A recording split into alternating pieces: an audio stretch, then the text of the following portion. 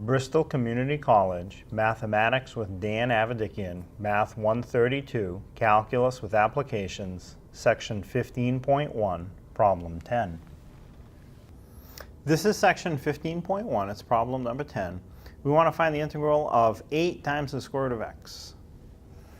Now, to start this one off, what I need to do is write this without the square root notation. The square root notation doesn't really fit any integral formula that I have. I want it to have an exponent. So notice the integral symbol is still there.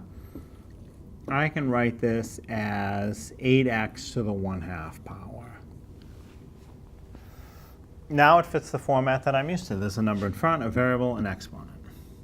So when I do the integral, the 8x to the 1/2, I'm going to go 8 over 1/2 plus 1, x to the 1/2 plus 1, and then plus some constant. Now that's the answer. From here on out, it's just a matter of cleaning up the fractions a little bit. So a half plus 1, you can write the 1 as a 2 over 2. That's a 1.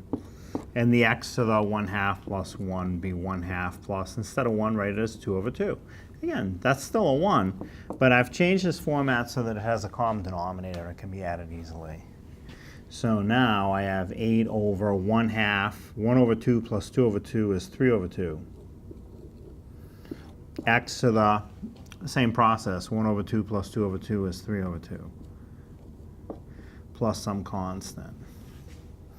And now, just to finish it off, this 8 over 3 over 2, that's what you call a complex fraction. It's a fraction made of fractions.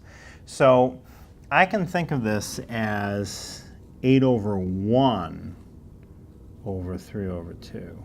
And now I really have a fraction over a fraction, and what you have to remember is to handle a situation like that, you take the bottom fraction, you invert it, which means flip it, and multiply times the top fraction.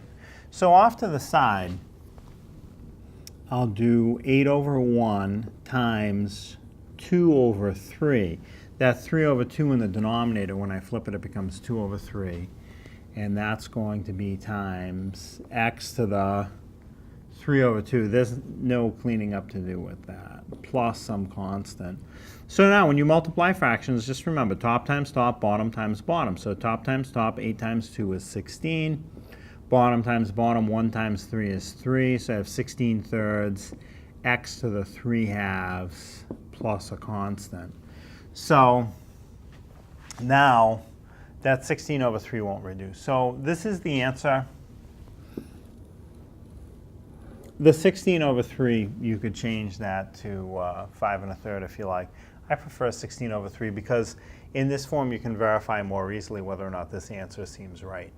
So if I do bring the exponent down times the number in front, 3 over 2 times 16 over 3. 3 on the top, 3 on the bottom, though. 3's will cancel. You're left with 16 over 2.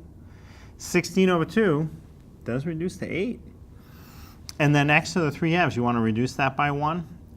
Written as 3/2, it doesn't happen as easily. 3/2 is 1 1/2. So 1 1/2 minus 1 is 1/2.